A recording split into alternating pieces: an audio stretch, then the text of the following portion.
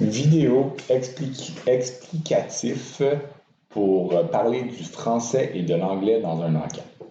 Donc, on est ici sur l'encan Signature Pro. La première chose que vous devez comprendre, c'est que tous les encans sont en anglais et en français. Peu importe les langues que vous choisissez, le client a toujours la possibilité d'aller sur la terre et de passer du français à l'anglais. Si, dans le cas où le contenu n'a pas été changé, ça reste que les mots comme price, quantity available, offered by, quand on va passer de un à l'autre, vont être traduits. Par contre, les titres, le contenu, les catégories vont rester en français, mais ça va être écrit categories ou search en anglais. Donc ça, c'est la première chose. Même si vous choisissez un encan unilingue, les deux langues sont quand même là. Donc, c'est la première chose que je voulais regarder avec vous. Je vais changer d'exemple. Je vais aller dans un exemple qui est plus concret, bilingue que l'encan hebdomadaire. Et puis, ça va aider vraiment à voir c'est quoi la nuance entre les deux. Donc, je vais aller dans un encan qui est terminé, qui était Habilitas. OK? Donc, la première des choses, vous voyez le URL qui est ici. OK? Donc, le URL qui est là, c'est le mot qui va au bout de l'encan. Fait que je vais retourner ici, dans mon encan. Je vais retourner dans mon encan Signature Pro hebdomadaire. OK? Je retourne dans mon encan. Vous voyez en français, c'est écrit encanpro.ca/encan. Puis là, si je mets le mot Habilitas, on tombe sur l'encan français de Habilitas. OK? On le voit très bien ici.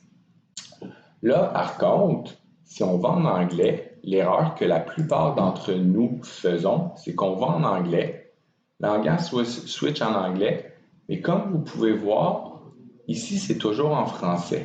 Donc, on a l'impression, oui, je vois la page en anglais, mais si je prends le lien que je vois ici et que je le mets sur une page web quelconque, et je clique dessus, je vais tomber en français. OK? Regardez, tout est en français ici. Par contre, ici, on est en anglais, puis ça dit ça. C'est ce qui mélange les gens. OK? Donc, pour aller en anglais, le mot encanpro.ca doit être remplacé par bidandraise.com et le mot encan doit être remplacé par auctions.com. Fait que si je prends ça ici, puis je m'en vais sur une autre page random, si je vais aller sur comme ça, puis je vais mettre ça en anglais. Tadam, on est en anglais. Donc, la page existe toujours en anglais et toujours en français. Il faut juste l'écrire dans le URL de la bonne façon, peu importe que vous ayez configuré votre encan en anglais ou en français. Encore une fois, maintenant que je suis en anglais, si je switch en français ici, mon adresse ne changera pas, même si mon contenu est dorénavant en français. Donc, l'idée, quand vous allez dans votre GoDaddy par la suite, vous pouvez en tout temps créer un GoDaddy anglais et français, mais si vous utilisez l'anglais, le début va être bidandraise.com/auctions, alors que si vous faites un GoDaddy français, le début va être encanpro.ca/encan.